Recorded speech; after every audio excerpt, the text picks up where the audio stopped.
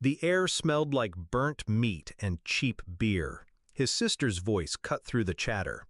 If you disappeared tomorrow, no one would even notice. The table erupted with laughter, everyone except me. I raised my hot dog like a glass. Challenge accepted. They thought it was sarcasm. I knew it was a promise. I'd been invisible long before she said it. Married into a family that saw me as decoration, not blood. They talked over me, made decisions around me, left me cleaning up after meals I wasn't invited to enjoy. And my husband? He laughed along with them, always laughed. I used to think his silence was neutrality. Later, I realized it was complicity. I'd given years to people who never once looked me in the eye and asked, "Are you okay?" But in that moment, hearing her words, I understood something with frightening clarity. I wasn't part of their story. So, I would write my own. That night, while they slept off beer and barbecue smoke, I packed a single suitcase. No note. No explanation. Just absence. The house was quiet when I slipped out the door. By dawn, I was gone.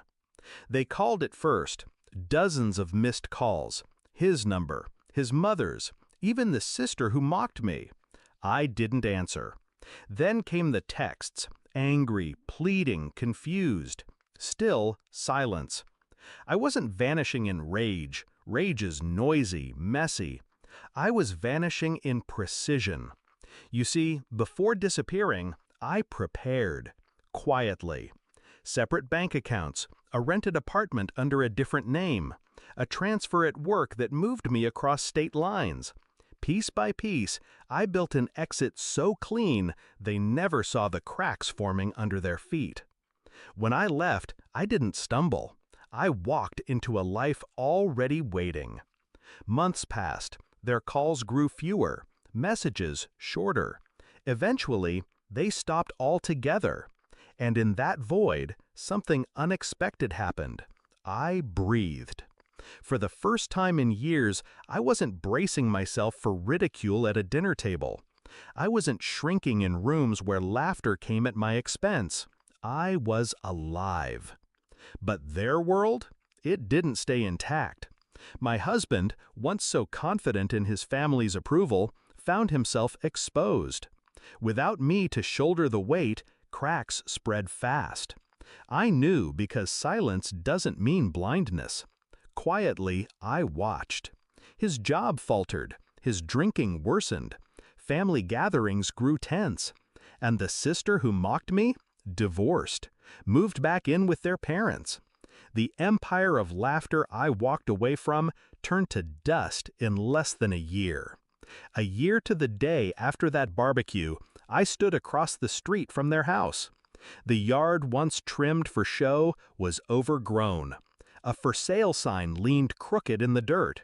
Through the window I saw them gathered, not around a feast, not around laughter, but around silence. Empty chairs where friends once sat, hollow faces. Forgotten by the world they thought revolved around them. And none of them noticed me watching. That was the irony. They'd said I could disappear, and no one would care. But the truth was, I disappeared, and they faded. It was never me who was forgettable, it was them. Sometimes people mistake revenge for fire, explosions, dramatic scenes. But the purest revenge is absence. The quiet removal of yourself from places unworthy of you.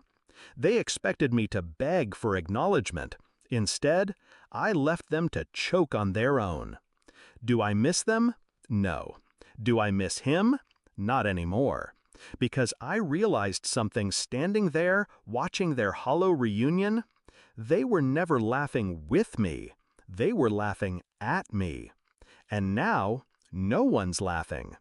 I turned, walked back to the car, and drove away. Not because I had to, because I could. Freedom is louder than their laughter ever was.